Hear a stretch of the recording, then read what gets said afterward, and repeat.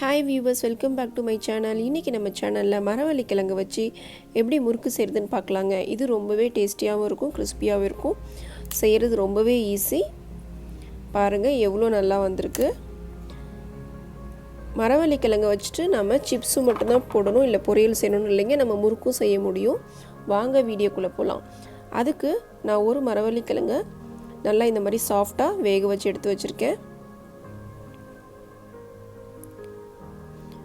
1 cup idiyappam flower, 3/4 cup பொட்டுக்கடலை மாவு, பொட்டுக்கடலையை மிக்ஸியில் பொடிச்சு ஜலிச்சு எடுத்து வச்சிருக்கேன்.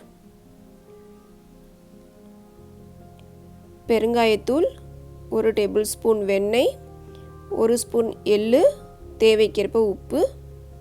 இப்போ நம்ம வேக வச்சிருக்கிற மரவள்ளி கிழங்கை மிக்ஸியில் கொஞ்சமாக தண்ணி சேர்த்து இந்த மாதிரி நல்லா நைஸாக அரைச்சிக்கலாம். கட்டி இல்லாமல் அரைச்சிக்கோங்க. இப்போ ஒரு மிக்சிங் பவுலில் நம்ம ஆல்ரெடி அளந்து வச்சிருக்கிற இடியாப்ப மாவு, பொட்டுக்கடலை மாவு, பெருங்காயத்தூள், எள்ளு, அப்புறம் இதுக்கு தேவையான அளவு உப்பு சேர்த்து நல்லா மிக்ஸ் பண்ணிக்கலாம். உங்களுக்கு நான் தேவையான பொருட்களில் சிவப்பு மிளகாய் தூள் காமிக்க மறந்துட்டேன். இந்த மாதிரி மிக்ஸ் பண்ணிவிட்டு இதில் நீங்கள் இதோட சிவப்பு மிளகாய் தூளும் சேர்த்துக்கோங்க. காரத்துக்கு ஏற்ற மாதிரி நான் 1/2 ஸ்பூன் சிவப்பு மிளகாய் தூள் சேர்த்துருக்கேன். இப்போ அதோட அரைச்சி வச்சிருக்கிற மரவள்ளி கிழங்கு பேஸ்ட்டை சேர்த்துக்கலாம். இப்போ இது எல்லாத்தையும் நம்ம நல்லா கலந்து தேவைக்கேற்ப கொஞ்சம் கொஞ்சமாக தண்ணி தெளித்து நம்ம முறுக்கு மாவு ரெடி பண்ணிக்கலாம். நல்லா சாஃப்டாக பிசைஞ்சு வச்சுக்கோங்க.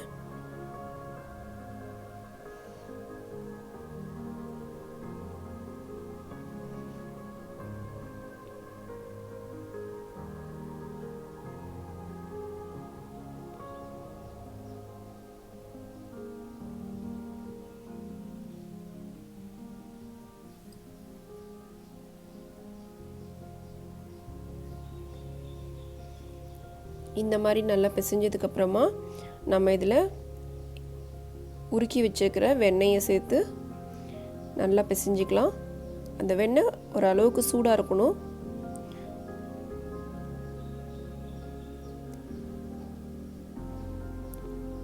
பாருங்க இந்த மாதிரி நல்லா சாஃப்டாக பிசைஞ்சிட்டு நமக்கு இப்போ முறுக்கு மாவு ரெடி. இப்போ நான் 3 ஹோல் இருக்கிற முறுக்கு அச்சு தான் எடுத்து வச்சுருக்கேன். இந்த அச்சில் கொஞ்சமாக எண்ணெய் தடவி உள்ளார கிரீஸ் பண்ணிக்கலாம். இதில் பாதி அளவுக்கு மாவு ஃபில் பண்ணி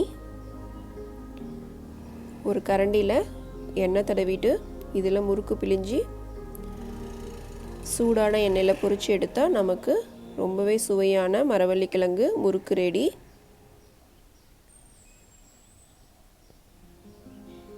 எண்ணெய் நல்லா காஞ்சதும் மீடியம் ஃப்ளேமில் வச்சுட்டு நீங்கள் நல்லா பொன்னிறமாக கிறிஸ்பியாக பொரிச்சு எடுக்க வேண்டியதுதான்.